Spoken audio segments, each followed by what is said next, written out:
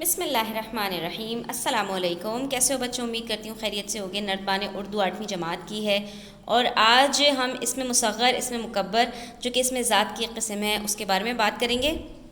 तो आ जाओ सफ़ा नंबर 65 पर। यहाँ पर आपसे कह रहे हैं एक कॉलम में इस्माए मुसग़्ग़र लिख दो और एक कॉलम में अस्माए मुकब्बर।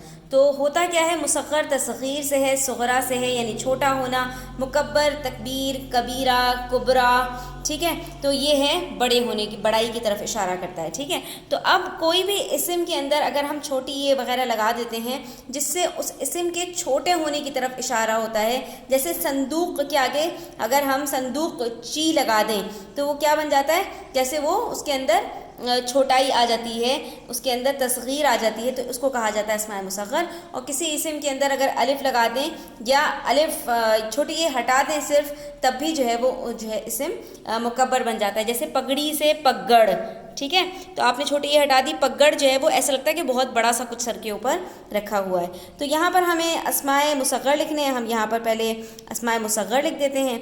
जैसे संदूकची, जैसे प्याली, प्याली छोटी होती है, प्याला बड़ा होता है। जैसे देगची, ठीक है, देग बड़ा होता है और देगची छोटी होती है। इसी तरह से पगड़ से पगड़ी, ठीक है, पगड़ी सर के ऊपर छोटे सा और पगड़ जैसे कोई बहुत बड़ा सा कुछ सर के ऊपर रखा हो। इसी तरह से बेटी से बिटिया, प्यार से, जैसे कि अपनी बेटी को बहुत छोटा नन्ना मुन्ना सा, गुड़िया कहने के बजाय बिटिया जो है वो कहा जाता है। पहले ज़माने में ज़्यादातर लोग ये लफ्ज़ इस्तेमाल करते थे, ठीक है। तो बेटी से बिटिया, ये भी जो है वो अस्माए मुसग़्ग़र है। अब अस्माए मुकब्बर देख लेते हैं बच्चों। तो जैसे यहाँ पर मैंने बताया आपको पगड़, ठीक है। इसी तरह से छतरी से छत्तर और देगची से देग, देग बड़ा होता है। और छुरी से छुरा, छुरा जैसे छुरा घोंप दिया, यानी कि किसी को अल्लाह ना करे मारने के लिए छुरी नहीं बल्कि छुरे का इस्तेमाल किया जाता है, ठीक है। और इसी तरह से टोकरी से टोकरा, टोकरा बड़ा सा होता है, शादियों वगैरह के अंदर बतौर तोहफे के लेके जाया जाता है।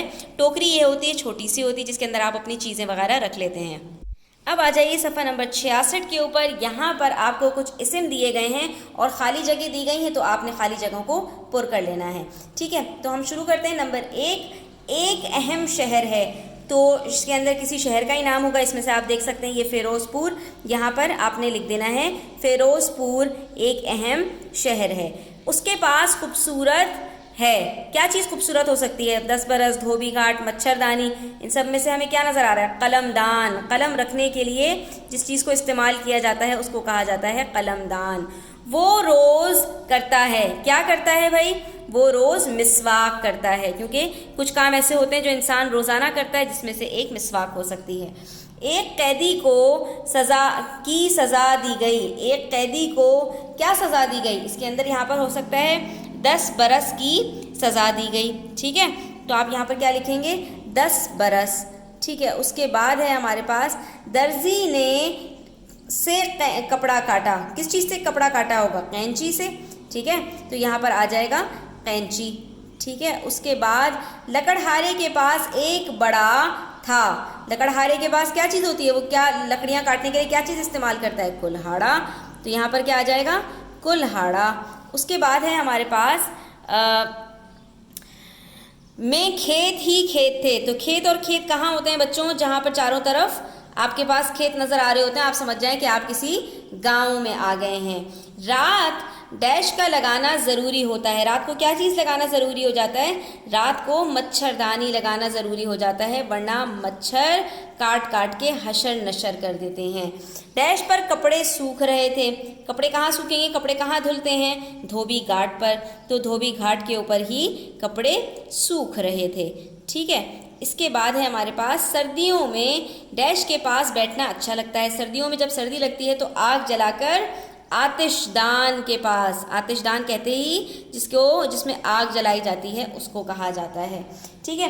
तो बच्चों यहाँ पर हमारे 10 अल्फाज हमें दिए गए हैं और 10 के 10 अल्फाज मुकम्मल हो गए, लेकिन इन्होंने 11 खाली जगह दी हैं। तो देखते हैं कि इसके अंदर कोई लफ्ज़ हमारा रिपीट हो जाएगा। डैश पहले वो जवान लगता था। तो यहाँ पर काफ़ी पहले की बात की जा रही है, तो आप यहाँ पर क्या कहेंगे, 10 बरस पहले वो जवान लगता था। यहाँ पर दोबारा से 10 बरस जो है वो रिपीट हो जाएगा। ठीक है, तो यहाँ पर हमारी खाली जगह मुकम्मल होती हैं। उम्मीद करती हूँ आपको वीडियो अच्छी लगी होगी। वीडियो काम की लगे तो अच्छा लाइक कीजिएगा, अच्छा सा कमेंट कीजिएगा, चैनल को सब्सक्राइब नहीं किया तो सब्सक्राइब कर लीजिएगा। अपना ख्याल रखिएगा। अल्लाह हाफ़िज़।